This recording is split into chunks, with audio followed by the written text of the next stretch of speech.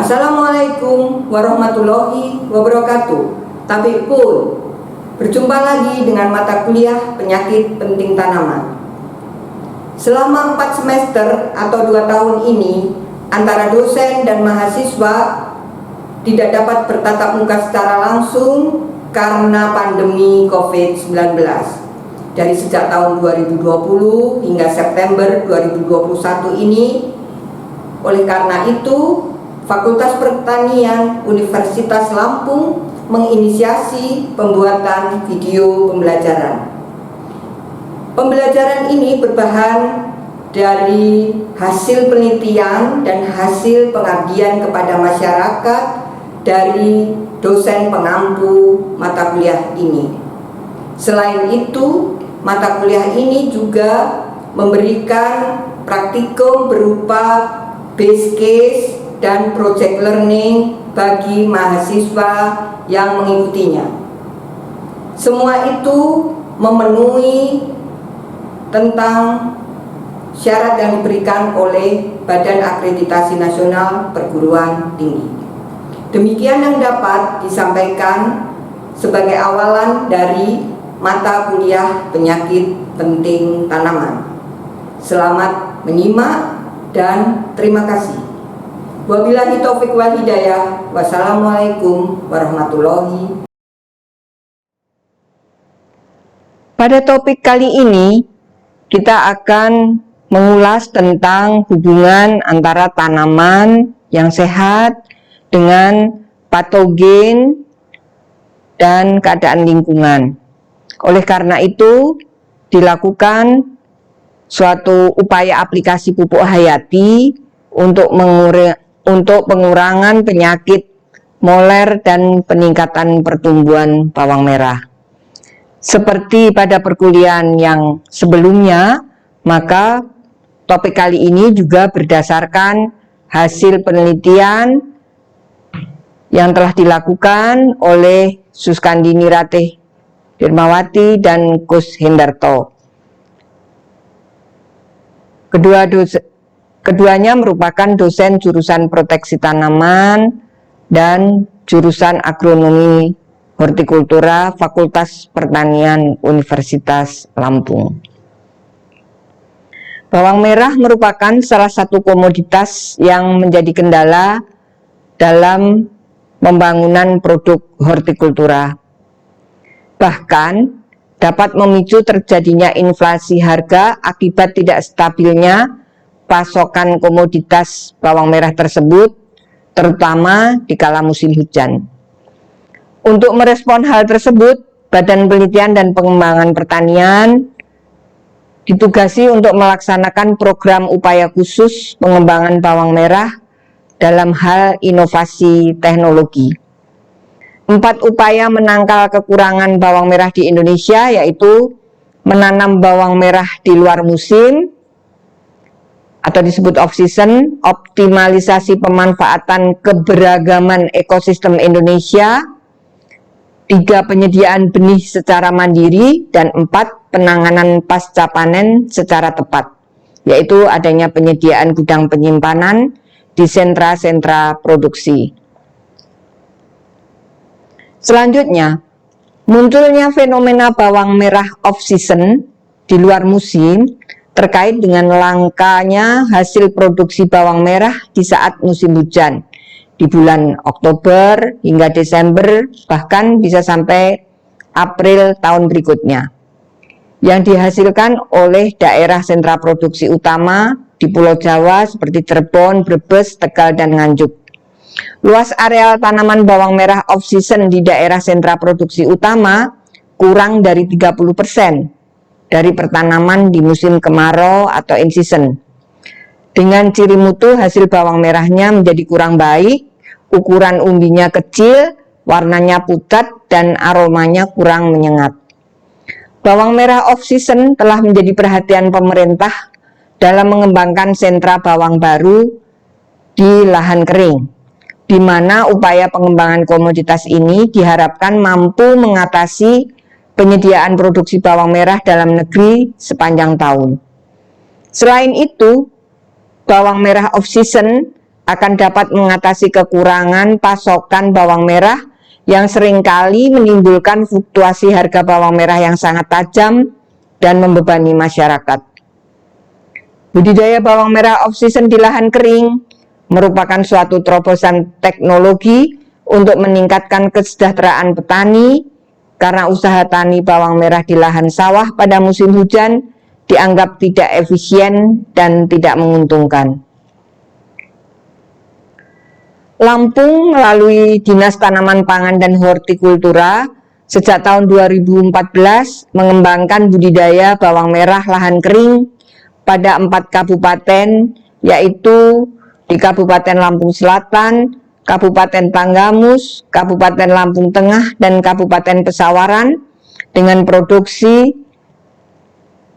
6.324 ton dengan luas panen 102 hektar dan produktivitas 6,2 ton per hektar. Teknologi budidaya bawang merah off-season di Lampung masih perlu dikembangkan secara luas. Pada umumnya, teknologi budidaya bawang merah off-season terkendala cuaca, sehingga perlu teknologi yang mengarah kepada penggunaan agen yang dapat hidup, berkembang, dan berinteraksi dengan sendirinya guna mendukung pertumbuhan bawang merah di musim yang tidak tepat untuk tumbuh. Bahan dan metode dari penelitian yang akan kita bahas dalam perkuliahan ini, bahwa telah dilakukan penanaman bawang merah varietas Bima yang dilaksanakan di Negeri Sakti, Gedong Tataan, Pesawaran dengan lahan sebagai ultisol ya, dengan kandungan N total 0,146 yang itu adalah kategori rendah, kemudian P tersedianya 9,61 ppm itu sedang, kemudian kalium dapat dipertukarkannya adalah 11,33 mg per 100 gram itu kategori rendah, kemudian besinya 6,92 ppm itu dalam kategori rendah, kalsium 1,54 mg per 100 gram itu rendah, dan ALDD aluminium yang dapat dipertukarkan yaitu 4,53 per 100 gram yang rendah. Penelitian ini telah dilaksanakan selama bulan September hingga Desember 2018, yaitu saat musim penghujan, sehingga dikatakan bahwa bawang merah saat itu adalah off season. Kemudian kita metodakan sebagai aplikasi bahan organik sebagai pupuk dasar, diaplikasikan 1 bulan sebelum penanaman umbi bawang merah. Kemudian perlakuan bahan organik yaitu BO itu adalah tanpa bahan organik, B1-nya bahan organik dari kotoran hewan sapi, B2-nya adalah bahan organik dari backlog jamur tiram, kemudian B3-nya bahan organik dari kotoran ayam, dan B4 bahan organik dari kompos jerami dengan takaran masing-masing adalah 20 ton per hektar. Perlakuan aplikasi pupuk hayati cair adalah berupa formulasi campuran Pseudomonas fluorescens dan Panibacillus polymixa yang masing-masing berkerapatan 10⁻⁷ colony forming unit per mililiter dengan konsentrasi 2 ml per setiap petak dengan 2 macam pelaksanaan yang berbeda, yaitu P0 tidak ada aplikasi pupuk hayati cair sebagai pendukung pertumbuhan bibit bawang merah, dan P1 adalah aplikasi pupuk hayati cair melalui penyemprotan pada tanaman bawang merah umur 7 hari, 14 hari, dan 21 hari setelah tanam. Masing-masing perlakuan dilakukan dalam 3 kali ulangan. Bahan dan metode. Keparahan penyakit moler dihitung dengan scoring penyakit moler dengan rumus berikut, bahwa keparahan penyakit dalam persen nanti adalah sigma atau jumlah dari N kali Z per N besar kali Z besar kali 100%, dalam keterangan bahwa N kecil adalah jumlah rumput bawang merah layu dengan skor tertentu, Z-nya adalah skor pada masing-masing rumpun bawang merah yang diamati. Kemudian N besarnya adalah jumlah rumpun bawang merah total per perlakuan, dan Z besarnya adalah skor tertinggi dari rumpun bawang merah layu. Bahwa batang semu meliuk berwarna kekuningan dengan pada rumpun bawang merah, dan 0 itu tidak ada gejala batang meliuk tadi. Kemudian skor 1 itu lebih besar dari 0 hingga 20%. Kemudian skor 2 21 hingga 40, skor 3 41 hingga 60, skor 4 61 hingga 80%, dan skor 5 lebih dari 80% hingga semua layu meliuk pada rumpun bawang merah yang ditanam. Hasil dan pembahasan. Insiden penyakit moler terlihat sejak umur bawang merah 21 hari setelah tanam hingga 49 hari setelah tanam. Dan kita ketahui tadi penyakit moler memang akan lebih sering terjadi pada keadaan musim hujan. Ya, kita lihat pada gambar di atas adalah gejala pada rumpun melayu, pada rumpun yang layu menguning. Ya, kemudian ternyata umbi yang ada di tanah itu menunjukkan busuk, ya, mulai membusuk pada pangkal umbi. Dan setelah kita isolasi, maka kita mendapatkan isolat fusarium, dan kita lihat secara mikroskopik adalah Macroconidia fusarium. Analisis ragam variabel pengamatan, kita tahu keparahan penyakit pada 21 hari setelah tanam itu tidak nyata untuk perlakuan bahan organik maupun pupuk cair dan interaksi keduanya. Kemudian keparahan penyakit pada 35 hari setelah tanam itu hanya perlakuan pupuk cair lah yang memberikan perbedaan.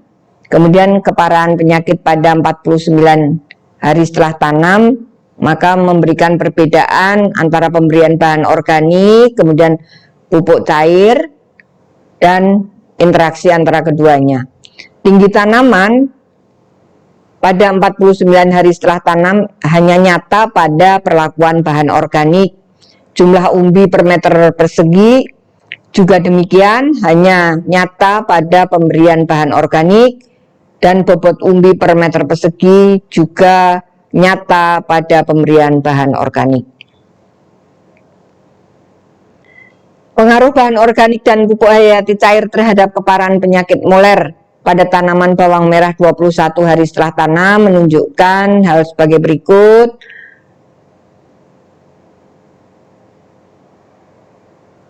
Dan tidak ada perbedaan yang berarti pada berbagai perlakuan ini pada uji jarak berganda dan KEN 5%.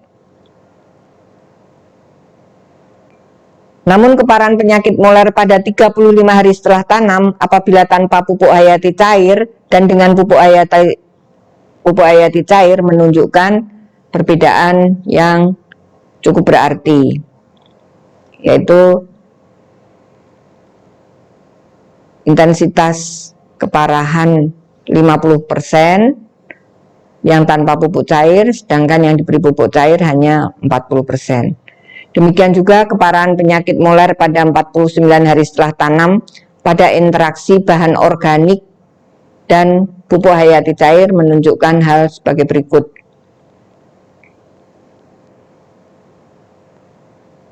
Selanjutnya kita lihat tinggi tanaman bawang merah pada 49 hari setelah tanam karena aplikasi bahan organik namun tanpa pupuk hayati cair menunjukkan hal sebagai berikut, bahwa jenis bahan organik yang ketiga yaitu berupa pemberian dari backlog tanaman, backlog jamur memberikan tinggi yang paling memberikan tinggi tanaman yang paling yang paling unggul.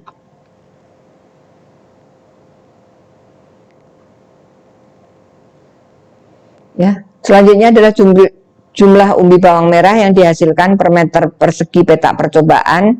Kita lihat bahwa jika tanpa bahan organik dan tanpa pupuk hayati cair, maka jumlah umbinya hanya sedikit dan mungkin juga bobotnya ringan. Kemudian yang kotoran sapi hanya 214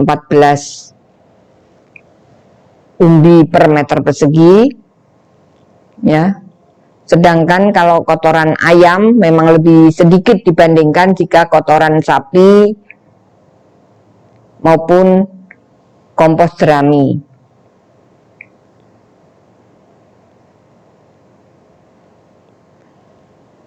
Ya.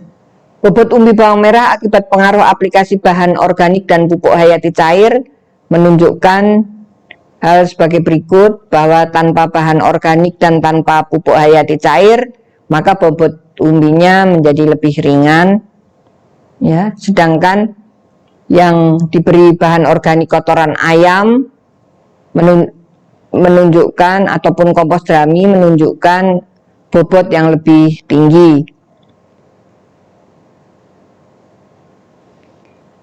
Kesimpulannya bahwa aplikasi bahan organik berupa kotoran sapi, backlog jamur tiram maupun kotoran ayam serta kompos jerami 20 ton per hektar dengan ataupun tanpa pupuk hayati dapat mengurangi intensitas keparahan moler.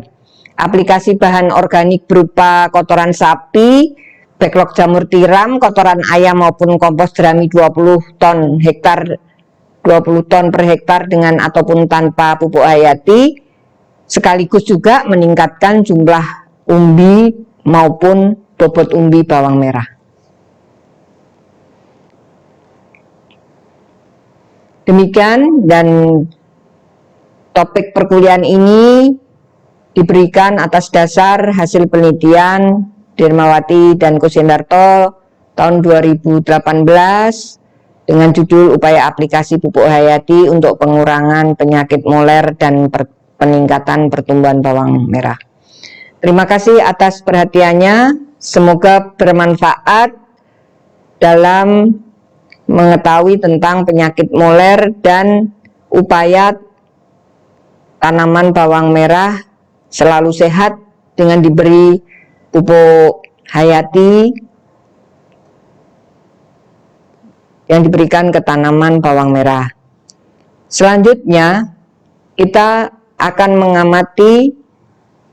melihat hasil pengamatan mahasiswa agroteknologi maupun mahasiswa proteksi tanaman di Fakultas Pertanian Universitas Lampung di dalam merespon keadaan sekeliling berkaitan dengan penyakit penting tanaman. Di dalam era pandemi yang telah terjadi selama 4 semester ini, sejak awal 2020 hingga pada bulan Oktober 2021 ini, mahasiswa diharapkan aktif student center learning. Mahasiswa menjadi subjek di dalam melakukan praktikum. Subjek dalam hal ini mahasiswa dapat menerapkan praktikum secara case based maupun project learning terkait dengan penyakit penting tanaman yang ada di sekitarnya. Secara pengetahuan, mereka diharapkan bersifat sensitif terhadap keadaan pertanaman dan penyakit penting pada tanaman tersebut, dan secara keterampilan mereka diharapkan dapat melakukan pengendalian terhadap penyakit tersebut. Demikian kiranya yang Ibu sampaikan, silakan menyimak.